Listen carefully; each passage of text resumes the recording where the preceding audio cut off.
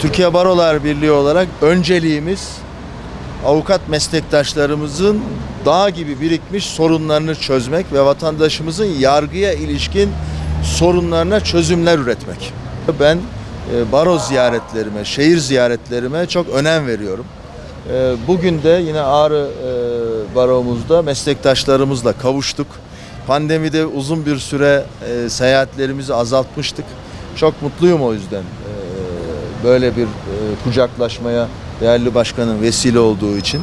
Şunu söyleyeyim size, İnsan Hakları Eylem Planı Türkiye'de biliyorsunuz adım adım yürürlüğe konan, çok somut adımlar içeren, çok somut maddeler içeren bir plan.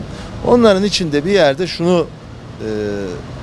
şunu yazdırdık, yazılmasını sağladık. İnsan hakkını korumasını istediğiniz avukatın insan hakkı var.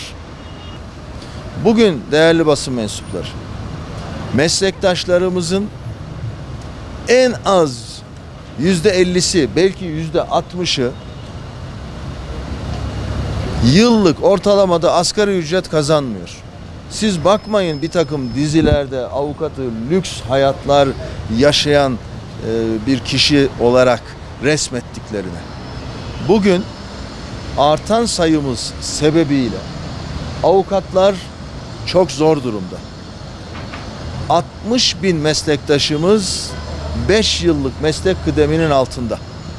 Biz kuşkusuz kapsamlı anayasa değişikliği diyorum buna.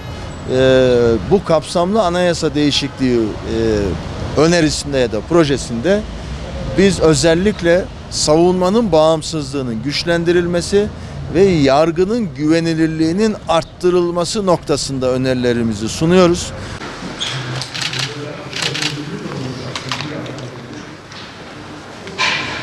İyi sayılırken.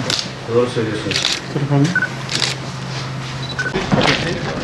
Hoş bulduk. Nasılsınız?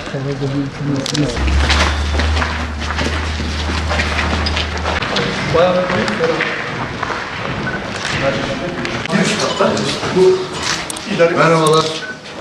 Nasılsın?